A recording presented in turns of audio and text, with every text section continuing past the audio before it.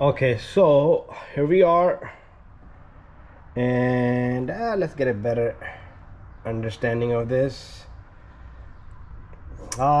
So I got me a torque here. This is a T27, and what we're gonna remove is it.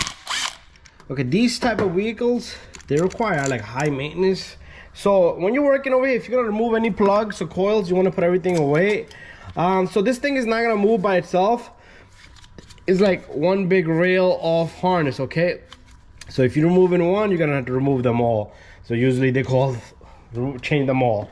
So we do have, I'm not sure exactly, that's part of the bottom harness. Okay, so what we're gonna do is we're gonna push this back, push everything back. So random misfire could be related to, it could be only one cylinder misfiring and the other one, two are getting abused because of it, and it's not able to balance itself. And that could be one of the reasons. But if you do a live data, if I need to, I will go do that. It could be just a one cylinder misfire, but this is a very heavy misfire. So what we're gonna do is I'm gonna go get a pick to remove all the coils. So when I got me some picks here, good snap-on stuff. This one's kind of already abused. I do have a problem with the snap-on guy. When I'm free, I'm gonna have to call the manufacturer because he's a hassle. Okay, so pretty much, I'm not sure if one or all of them are gonna have to be pushed back. Okay, I'm gonna just do that. There you go. And then I should be able to push this whole harness back. I don't know how far it's gonna go because this is gonna hit it. Okay, we should be able to go do something here. Okay, it's definitely gonna hit that, so I'm gonna have to disconnect. Well, we're not disconnecting any of these. So let's see if I can, these coils, they usually like in there, so you're gonna have to kind of pull them off. So what we can do here is, if the harness can go up with all the coils, and it should be able to go back. Okay, so, but I'm gonna have to kind of get all these coils pulled back first. Let me go get another tool. Okay, I'm gonna use this, so I don't want to crack this coil here, but this is the way to get these guys off. But remember, this harness probably won't allow us to do that. So give me a moment, guys. I need both of my hands, so they're just gonna have to come off somehow, some way. Okay, like this one is. Yeah, maybe I can at least get this guy out of here. Okay, so to show you guys, so it's kind of like stuck to the spark plug and itself. So they just come right off. Let me use, okay, you don't want to break these. You're gonna have to play around with them. They just kind of plug right into the bore. I'm gonna have to work on all of them. So somebody did put some type of silicone in there before.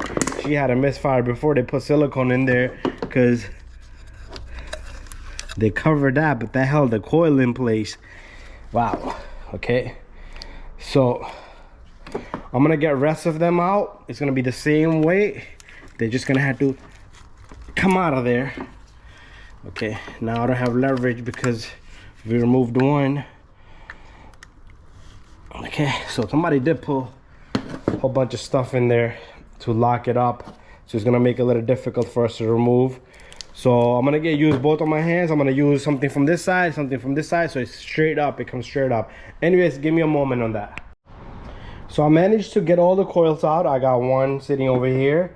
Remember, they're numbered, so I know which one is where. But anyways, I did loosen the plugs out just to check the condition of these plugs.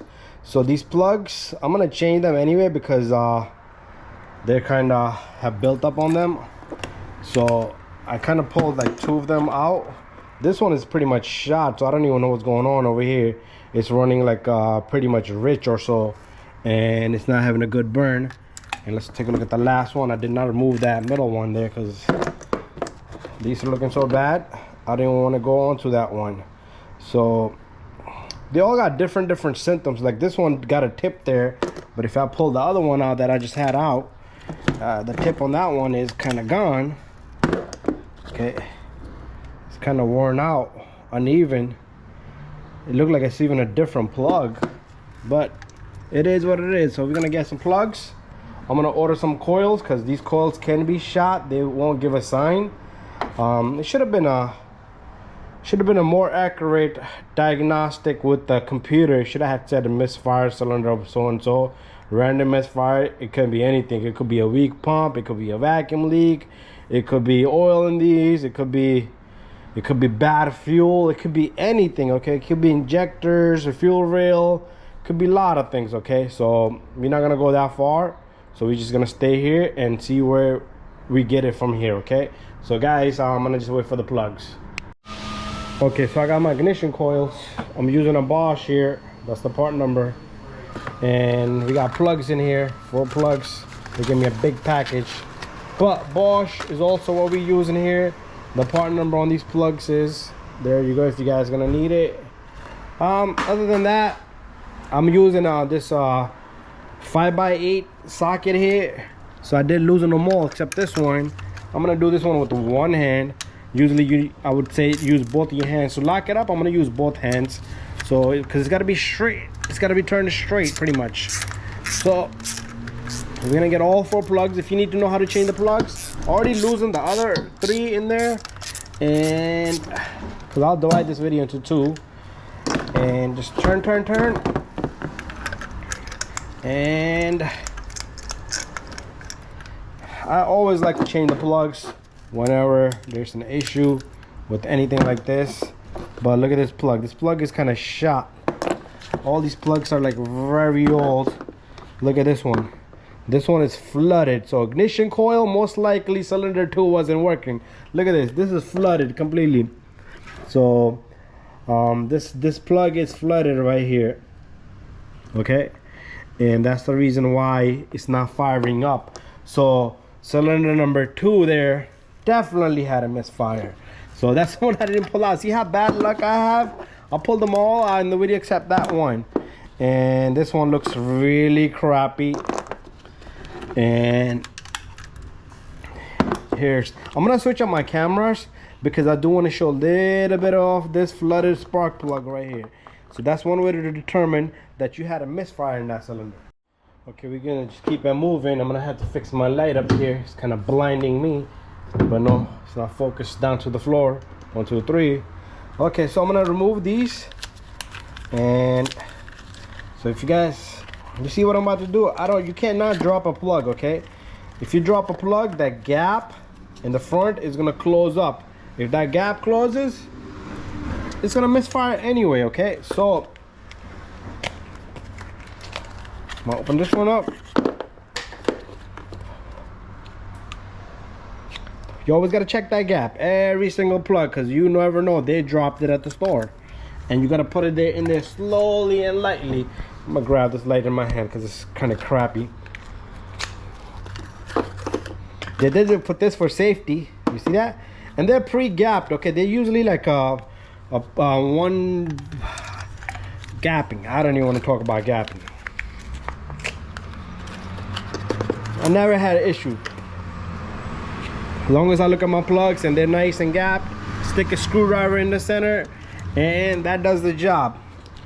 Okay, and then we're gonna, so you're not gonna see me tighten these. So is their hand tight? I might put my camera to the side somewhere and see what that does.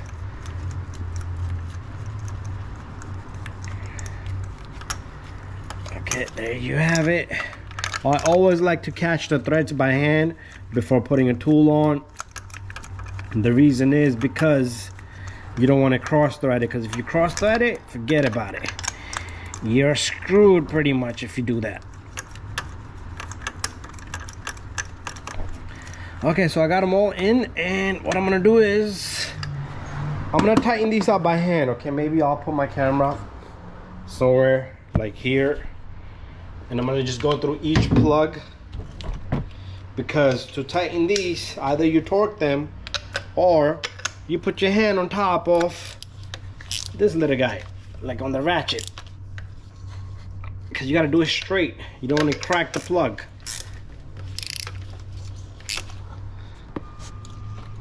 Nice and tight, and you don't want to go crazy either, because you will strip it or snap the plug's head, and then you have a bigger issue. is just badass stripping, cross threading. Double check, bada bing, bada boom.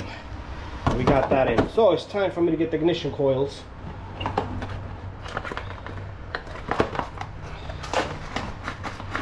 Okay, one at a time. So what I'm gonna do is I'm gonna take this ignition coil right here I have in my hand, and all we're gonna do is we're gonna push this back, and all you're gonna do here is the system kind of sucks on these, and it's gonna be kind of lined over here, that little notch here.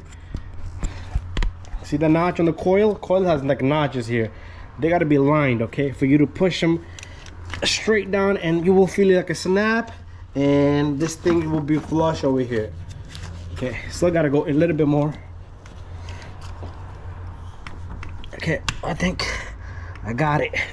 So I'm gonna do that for the rest of them, and then we'll start it up. So I got all the coils in, and I got all the connectors in, and you always gotta go push it in. It's gonna go click, click. They gotta click. If they don't click, you don't have a good engagement there, and then it still might misfire because the coil is not connected. I do want to put this little stupid sensor on, but I don't know what it does. It might be some type of might absorb something, and then it might cause me trouble. So where is my tool for this? Oh, so it's an electric drill right here. I'm gonna just leave it there. So I'm gonna go start up the car.